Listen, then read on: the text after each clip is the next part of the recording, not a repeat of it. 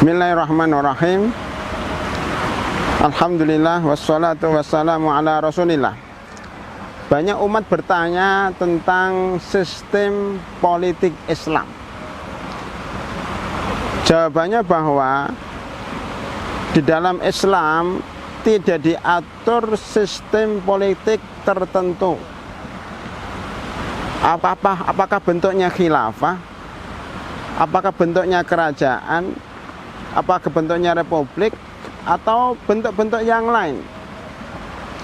Karena tidak ada nas dan teks yang jelas tentang sistem politik Islam. Ya. Kita lihat umpamanya pada zaman Nabi Muhammad SAW ketika beliau meninggal dunia, beliau tidak memberikan teks yang tegas terhadap sistem pemerintahan. Justru beliau mengisyaratkan bahwa yang akan menggantikan beliau adalah Abu Bakar Siddiq radhiyallahu anhu, dengan bukti bahwa beliau menyuruh Abu Bakar Siddiq radhiyallahu anhu menjadi imam sholat. Ya. Makanya terjadi perbedaan pendapat di antara para sahabat siapa yang akan memimpin sesudah Rasulullah SAW. Jadi Rasulullah SAW tidak memberikan, tidak meletakkan, tidak meninggalkan suatu sistem baku.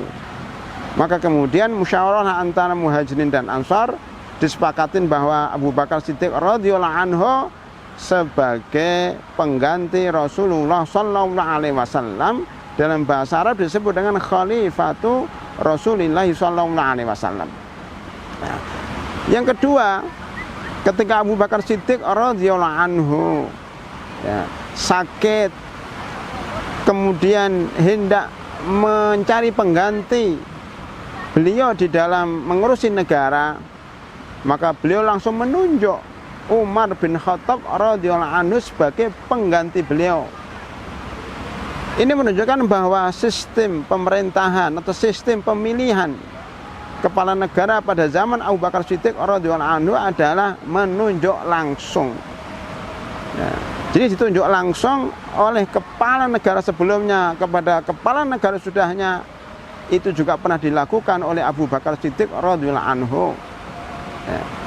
Kemudian pada zaman Umar bin Khattab radhiyallahu anhu, ketika beliau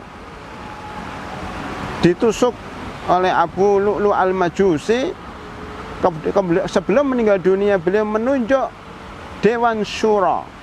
Dewan Syura tersebut kemudian memilih salah satu dari mereka, maka terpilihlah Utsman bin Affan sebagai khalifah pengganti Umar bin Khattab radhiyallahu anhu. Begitu juga pada zaman Ali radhiyallahu anhu.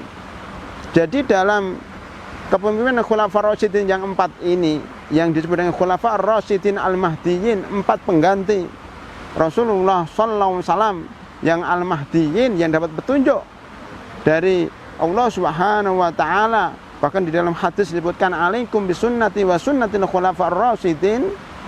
Itu ternyata di 4 khalifah ini tidak ditentukan cara memilih pemimpin atau cara atau bentuk pemerintahan, bentuk politik Islam, bentuk pemerintahan Islam.